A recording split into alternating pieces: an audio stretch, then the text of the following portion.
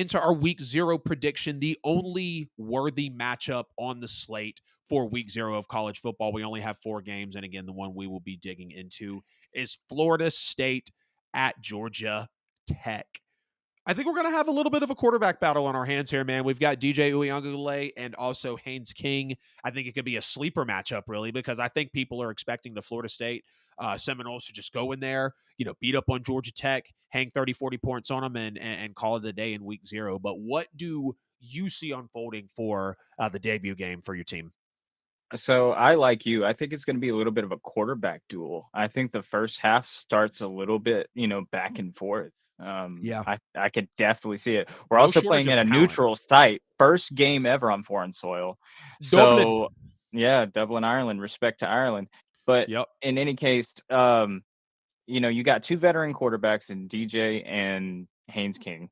And Right. then you have very similar points per game last season, 33 and I think 34 for the Knowles, Yeah. so very similar offensive production last year. So we're gonna see how we respond to, if there's any adversity, which I'm sure there will be. Uh-huh. We're gonna see.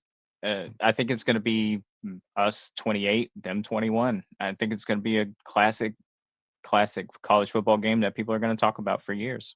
Wow. Yeah, so you're expecting something to come out of the gates and be pretty solid, no? Yeah. Oh, absolutely. Because I'm not going to sleep on Georgia Tech. That'd be foolish. After Yeah. obviously what they did last year was great, and then that miracle play against Miami. But I still think it's very, very close, and I got the Knowles on top on this one. Yeah, I got the Knowles. I got the Knowles taking away a victory as well, man. I think DJU and Haynes King. There's not going to be a shortage of talent when it comes to these two quarterbacks playing because I love the way both of these guys play, and they both have some things to still prove as well. DJU's last 2 years were solid at Clemson, but we see him go over to it was Oregon State, correct? Yep. Oregon We see State. him at we see him at Oregon State put up 21 Yep. touchdowns, 7 interceptions. So you respect the 3-to-1 touchdown interception All right. ratio, and we knew what DJU was stepping in lieu of Trevor Lawrence going to the league. And we thought, in those Absolutely. early games that DJU could have been a good quarterback. Kind of falls off the map. Then he's coming back onto the scene a little bit of the way that Spencer Rattler did, except he was on the map. Then he fell kind of off. Now he's getting a little bit of recognition with the New Orleans Saints. I think a little more than he deserves, but nonetheless, you can go through these journeys like DJU has with a third team, with a Florida State team that's pissed off and is expected to play so well this Oh year, yeah. It's and only gonna make it better. still exactly and make the team better and be in the Heisman race and be that top 12 team and push to be the ACC champion like I expect Florida State to 100% be this year, dude. And then you have Haynes King, who had a good first year with Georgia Tech, didn't really have a lot of sustenance early on in his career, but in the first year with Georgia Tech, he does, play very well. One thing that we did figure out before getting on the show is Georgia Tech's tight end is out for the season. Yep. Big Scyther, game I believe, changer is how there. you say his last name. Brett Brett Scyther. Scyther is Brett Scyther is how you say his name. Is going to be out for the entire 2024 season. Suffered a knee injury at practice. It was officially made. It was officially announced today that he will, of course, not be available for the game. He will make a push to be there in 2025.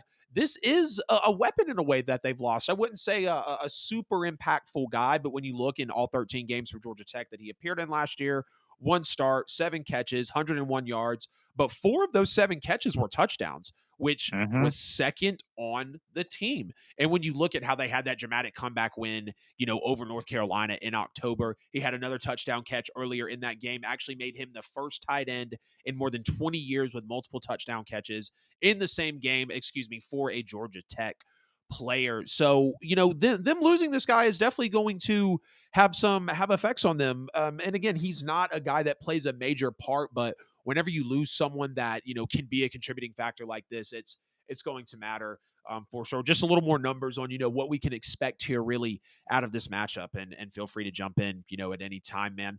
The over under for this is 55.5. So they, the committee and, the bettors definitely expect some points to Oh be in yeah. this one. Absolutely. Florida State comes in with more than 91% of the offensive snaps actually returning on the line and nearly 200 starts on that offensive line. So there's so much veteran presence with Florida Yep. State. Protecting DJU is going to be very important. He has a skyrocketing turnover worthy play rate and an adjusted completion rate drop of 25% when he's in a crowded pocket. And like any quarterback, right? But we know that there's quarterbacks out there that are great against the blitz, and that's what makes those guys so Oh yeah, special. If DJU can get better at the blitz this year, Florida State's going to be even better than we can imagine. And we know that's very important, excuse me, for a quarterback, excuse me, as well. But it's going to be a solid game, man. I do think, like you said, first it's going to be, but I think you can see them winning 35-14.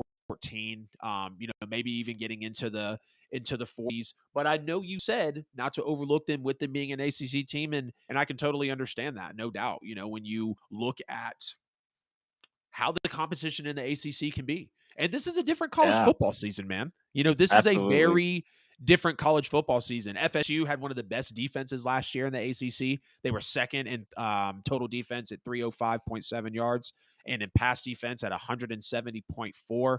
Fifth in rushing yards allowed at 135, and y'all gave up 16 points per game. So you can't ask for anything more out of FSU. Georgia Tech is really going to have their work cut out for them. You said 28-21.